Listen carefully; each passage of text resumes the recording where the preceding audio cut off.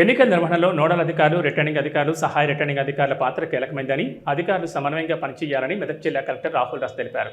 Collectorate సమావేశ మందిరంలో సర్పంచ్ ఎన్నికలకు సంబంధించి రిటర్నింగ్ అధికారులు, అసిస్టెంట్ రిటర్నింగ్ అధికారులకు ఎన్నికల విధులు, బాధ్యతలు, నియమ నిబంధనలపై శిక్షణా కార్యక్రమాన్ని జిల్లా కలెక్టర్, అదనపు కలెక్టర్ రెవెన్యూ నగేష్, జిల్లా విద్యాశాఖ అధికారి, జిల్లా సైన్స్ అధికారి రాజిరెడ్డితో కలిసి ఏర్పాటు చేశారు. ఈ సందర్భంగా జిల్లా కలెక్టర్ మాట్లాడుతూ ఎన్నికలకు సంబంధించిన నియమ నిబంధనలపై సంపూర్ణ అవగాహన కలిగి ఉండాలని, ఎన్నికల విధులను అధికారులు పకడ్బందీగా నిర్వహించాలని తెలిపారు.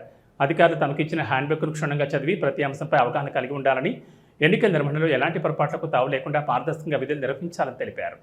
ఈవినింగ్ 5 o'clock తర్వాత వచ్చినటువంటి నామినేషన్స్ ను ఆ సీరియల్ నెంబర్ ప్రకారం నేమ్, కంప్లీట్ డీటెయిల్స్ కొని ఫామ్ 5 లో డిస్ప్లే చేయాలి. ఒక అభ్యర్థి మాక్సిమం 4 అభ్యర్థి సంతకంతో కూడినటువంటి ఫామ్ ను సబ్మిట్ చేయాలి. అప్పుడు మిగిలినటువంటి వాళ్ళు కంటెస్ట్ తీసుకున్న తర్వాత 4th డే స్క్రూటినీ ఉంటుంది సార్. స్క్రూటినీ రోజు కూడా ఎట్లాంటి ఇప్పుడు మనకు కొన్ని నియమ నిబంధనలు ఏ విధంగా ఉంటే మనం చేయాలంటే కూడా ఆంధ్రప్రదేశ్ లో కొన్ని ఇన్సిడెంట్స్ కొని అక్కడ మనకి తెలిసి వచ్చింది. So even election commission of India ఒకటే పవర్ఫుల్, అసెంబ్లీ పార్లమెంట్ ఎలక్షన్లని మనకి చాలా సో అప్పటికి మాకు ఇంకా కూడా ఎలక్షన్ అవుతుందా కాదా ఎప్పుడు అనేసి మేము కూడా 50-50లో ఉండే. సో అందుకని మేము కూడా అంతా చేసినాము, బట్ అంత సీరియస్ గా మనం ఫాలో చేయలేదు.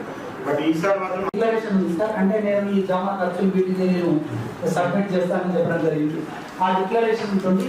ఈ full shape of nomination form ను తీసుకోవాలి. అక్కడ ఇప్పుడు ఓన్లీ సర్పంచ్ ఎలక్షన్ మాత్రమే ఉంటుంది.